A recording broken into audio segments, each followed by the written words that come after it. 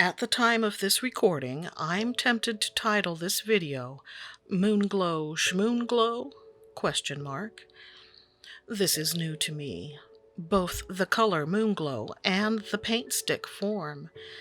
The extent of my research boils down to having watched a few videos, so there's a fair amount of fumbling going on here.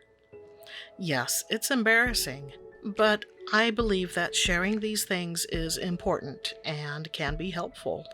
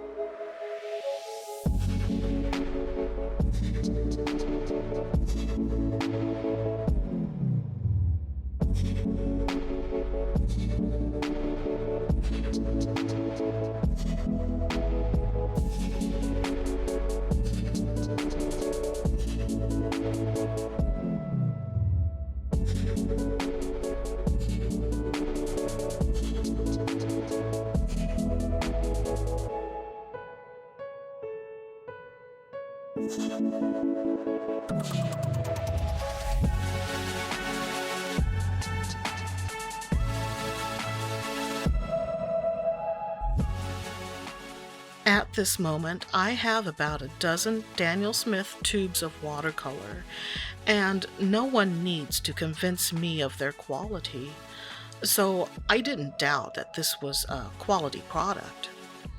The question in my mind was, how useful would it be to me? Now, perhaps watercolor sticks might come in handy for plein air or mobile arting. But while I sometimes like to indulge in the fantasy of being a globe-trotting watercolorist painting landmarks from a backpack kit, the reality is that I paint at home. So what to do? I'd heard of some people cutting pieces off and putting them in their palettes, so I figured I'd go that route. It seems silly to say now, but I did not anticipate how hard the stick would be. I mean, what was I expecting? That it would slice like cheese? Yes, I did think that. Voila! Breakfast is ready.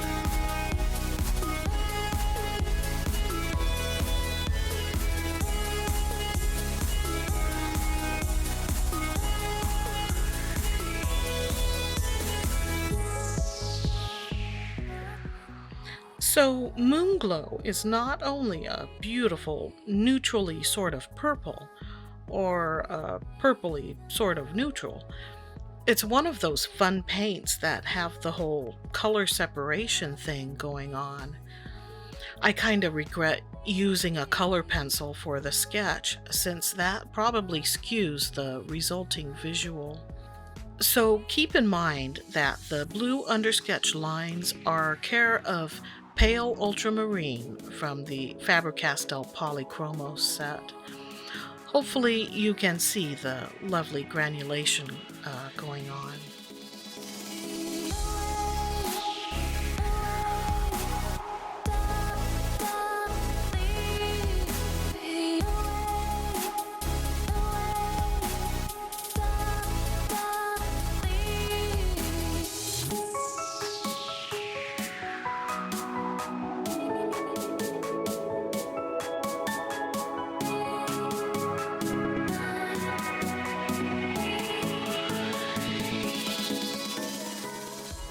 Daniel Smith's website suggests that you can draw with these sticks, and I saw someone else do this.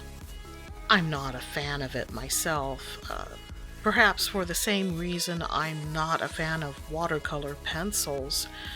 More often than not, even after wetting and blending, it still looks like it was drawn. Ugh. Honestly, I do wash my brushes, but yeah, must have had some yellow or brown left in the bristles. This is like when guests come over and they see the dirty sock under the coffee table. It just makes everybody feel awkward.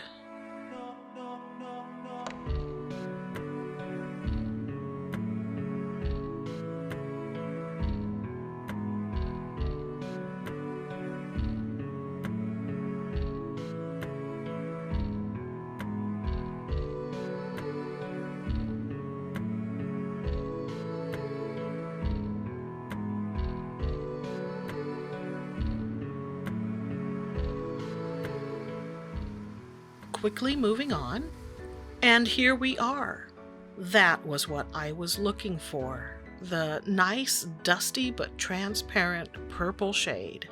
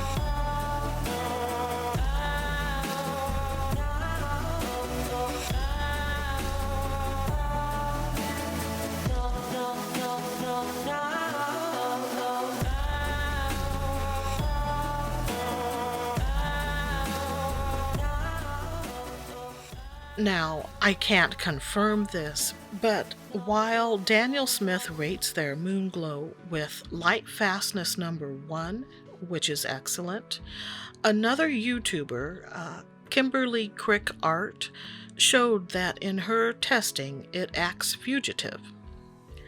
The term fugitive in watercolor parlance applies to a pigment that can change or fade over time, or due to environmental conditions like sunlight. Such pigments usually receive a rating of 4. As this is a multi-pigment color, the culprit appears to be PR 177, sometimes called anthraquinone red, and she gives suggestions for alternative mixes. I'll include a link to her video in the description. I don't normally concern myself with the finer points of light fastness, but that level of impermanence concerns even me. So while I intend to play and have fun with Moonglow, I'll very likely refer back to Kimberly's video and try an alternate mix down the road.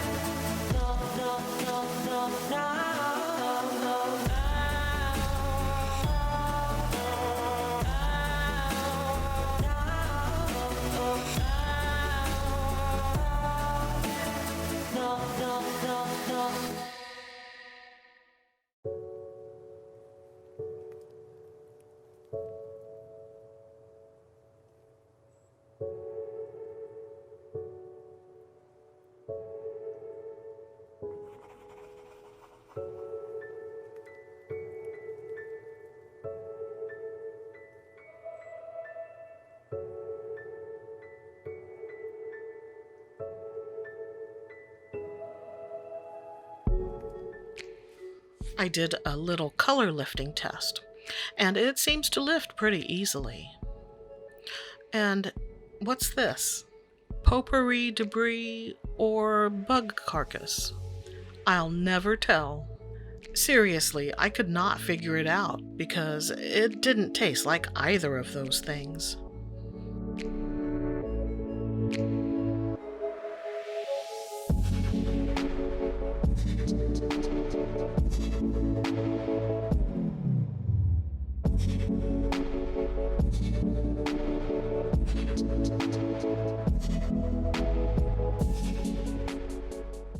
I've got to admit that even after this exercise, I'm still baffled by the paint stick form.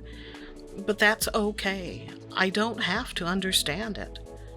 What I do understand is that Daniel Smith's watercolor sticks are basically the same as their pan and tube paints. And while I'm not a paint stick convert, I can see why people go loony for the Moonglow color.